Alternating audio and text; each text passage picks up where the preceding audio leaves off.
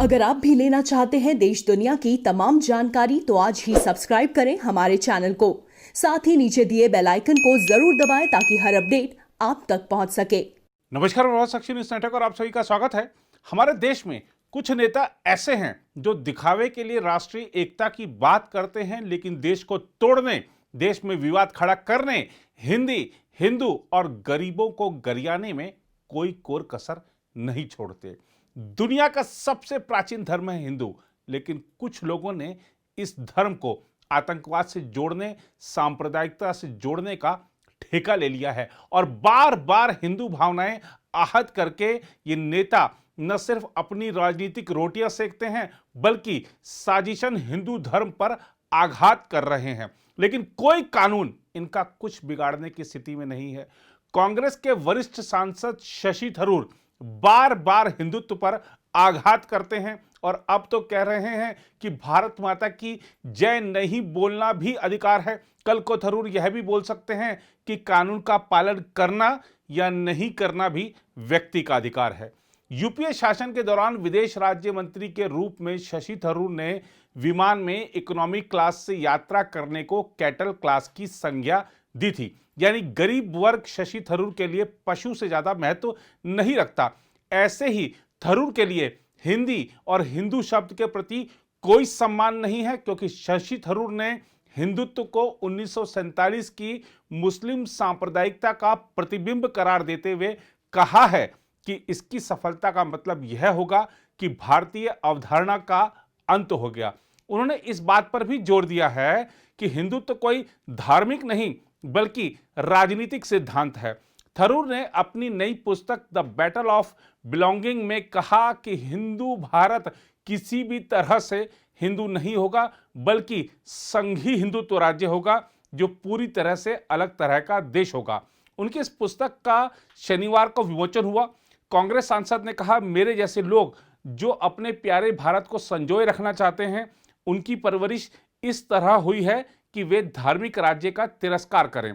उन्होंने यह भी कहा कि हिंदुत्व आंदोलन की जो बयानबाजी है उससे उसी कट्टरता की गूंज सुनाई देती है जिसको खारिज करने के लिए भारत का निर्माण हुआ था।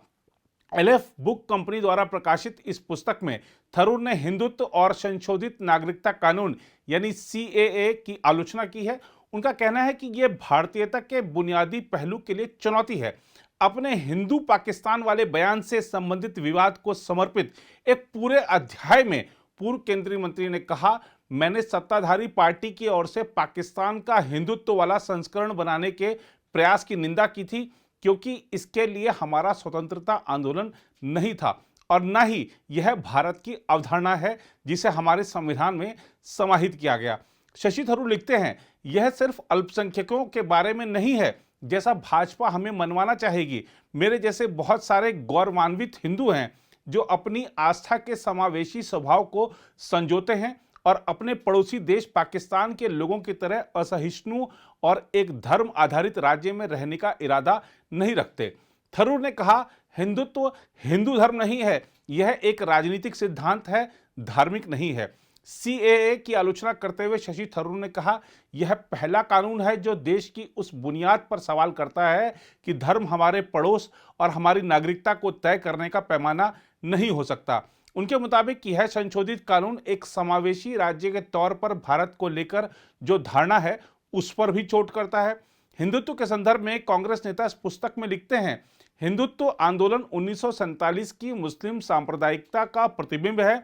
इससे संबंधित बयानबाजी से उस कट्टरता की गूंज सुनाई देती है जिसे खारिज करने के लिए भारत का निर्माण हुआ था। उन्होंने कहा कि इस हिंदुत्व की सफलता का मतलब यह होगा कि भारतीय अवधारणा का अंत हो गया। एआईएमआईएम नेता वारिस पठान के भारत माता की जय का नारा नहीं लगाने से जुड़े विवाद का उल्लेख करते हुए शशि थरूर ने कहा है कि कुछ मुस्लिम कहते हैं कि हमें जय हिंद, हिंदुस्तान जिंदाबाद, जय भारत कहने के लिए कहिए, लेकिन भारत माता की जय कहने के लिए मत कहिए। उन्होंने कहा, यह संविधान हमें अभिव्यक्ति की स्वतंत्रता की आज़ादी देता है और हमें चुप रहने की भी आज़ादी देता है।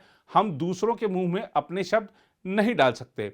शशि थरूर की जहां तक बात है तो ऐसा लगता है कि उन्होंने हिंदुओं की भावनाओं को आहत करने और हिंदू विरोधी जहर फैलाने की जिम्मेदारी अपने कंधों पर लाद रखी है। तभी तो वो आए दिन हिंदुओं पर निशाना साधने का एक भी मौका नहीं छोड़ते हैं। शशि थरूर ने पिछले साल अपने ट्वीट में हिंदी, हिंदू और हिंदुत्व की विचारधारा को देश को बांटने वाली विचारधारा करार दिया था।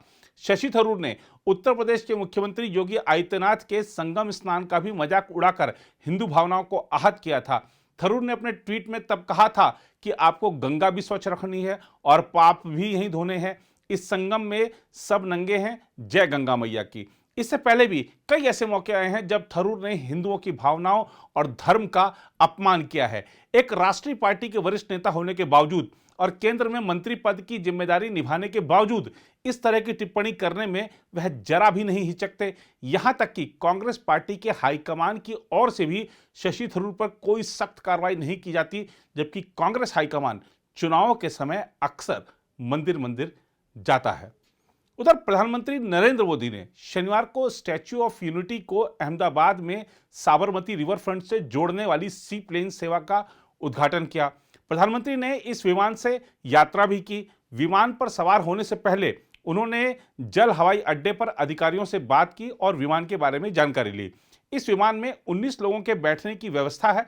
लगभग 200 किलोमीटर की दूरी को सी प्लेन के जरिए 40 मिनट में तय किया जा सकेगा।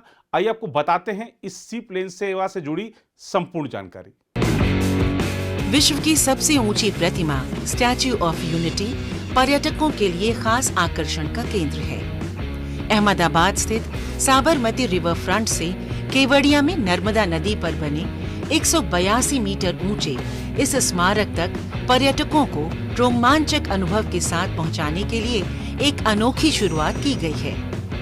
लौह पुरुष सरदार वल्लभ भाई पटेल के 145वें जन्म दिवस के अवसर पर केवड़िया में देश के पहले जल हवाई अड्डे और सी प्लेन सर्विस का शुभारंभ किया गया है। ये सेवा कॉमर्शियल तौर पर अहमदाबाद स्थित साबरमती रिवर फ्रंट से नर्मदा नदी पर बने सरदार सरोवर बांध तक उपलब्ध होगी। तकरीबन 200 किलोमीटर की ये दूरी सी प्लेन से लगभग 45 मिनट में पूरी की जा सकेगी। एयरपोर्ट्स अथॉरिटी ऑफ इंडिया के तकनीकी सहयोग और केंद्रीय नागर विमानन मंत्रालय की आर्थिक मदद से जल हवाई अड्डों का निर्माण RCS उड़ान स्कीम के तहत किया गया है। ये तो बस एक शुरुआत है। इस सेवा की शुरुआत से न केवल यहाँ के पर्यटन को एक नई दिशा मिलेगी, साथ ही इस क्षेत्र में रोजगार के नए नए अवसर भी उत्पन्न होंगे। निकट भविष्य में देश के और 12 महत्वपूर्ण पर्यटक स्थलों को भी सी प्लेन सेवा से जोड़ने की योजना है।